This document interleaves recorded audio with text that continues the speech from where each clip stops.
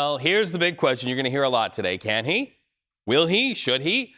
What am I talking about? Well, reporting that President Trump is serious about something that seems unserious, and that's turning Alcatraz back into a functioning federal prison. So here's what's happening today. Attorney General Pam Bondi and Interior Secretary Doug Burgum will reportedly be in the city with plans to tour Alcatraz. Well, Speaker Emerita Nancy Pelosi calls this plan Trump's, quote, stupidest initiative yet. It's kind of an example of how the reporting hit in the spring after President Trump surprised everybody by saying he wants to reopen Alcatraz.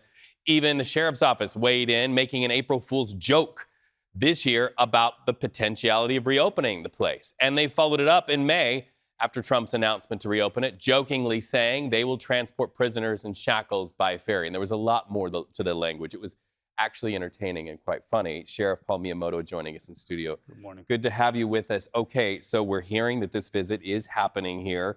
We have now moved from what seemed to be a joke to something that seems to be taken more seriously.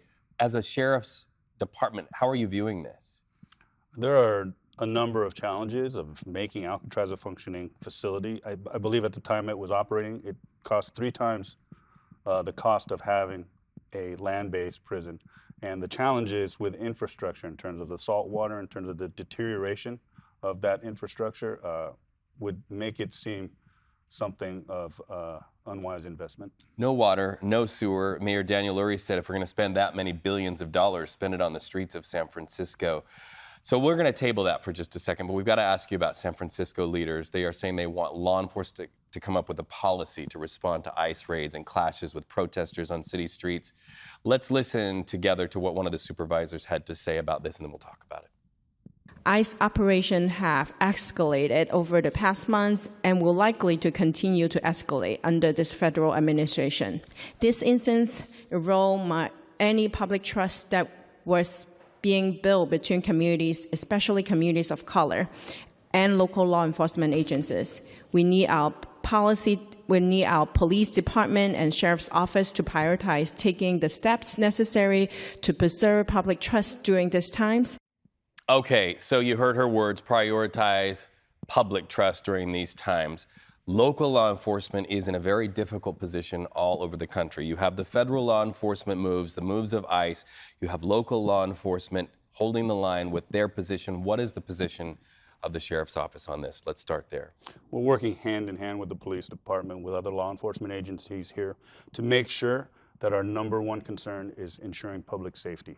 When we have protests and demonstrations that are peaceful, and that challenge the authority of the federal government and what they're doing with the immigration enforcement, that's one thing.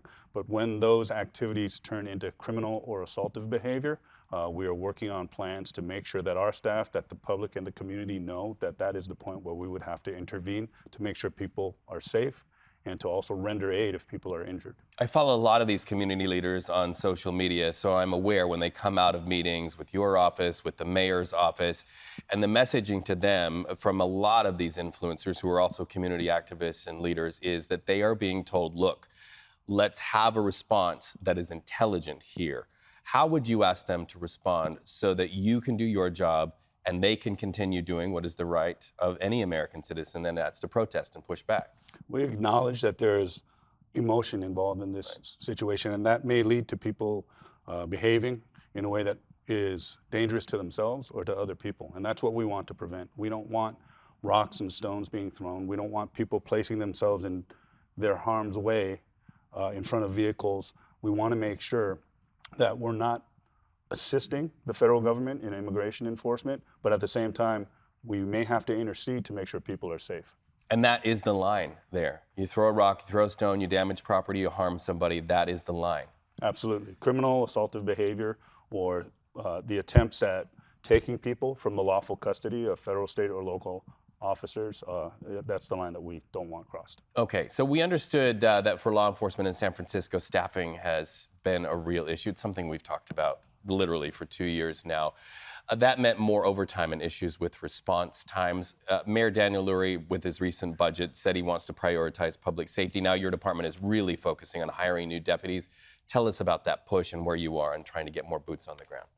We've been very fortunate at having a big push with recruiting, and the support of the mayor's office and the city has been instrumental in making sure that we are above our attrition rates right now. I believe I've hired over 114 people heading into this fiscal year right now, and it's refreshing, but we have to keep that momentum up. We have to keep encouraging. We have joinsfsheriff.com, our new website specific to our recruiting efforts, and we also have a push to recruit individuals who are bilingual and who are able to assist us in having closer ties to the community. So we have a push right now with Spanish-speaking recruitment videos that we hope will encourage members of the community to join us, and that's the way to really influence what's happening, is to be a part of keeping people safe, being part of the solution rather than expressing things through criminal behavior. Okay, Sheriff, thank you so much. Final question, you know what I'm going to ask. If you bought Jessica Birch breakfast this morning, who's standing in the wings waiting to deliver our forecast, what would you recommend? I would recommend a healthy breakfast with all 4 food groups, the exact opposite of what I do in the morning. What did you do? I did coffee and a breakfast bar. Well, that's not too bad, not too shabby. Close. All right, Sheriff, thank you so much for your time today. Sheriff Paul Miyamoto, we always appreciate you having these community conversations. Taking a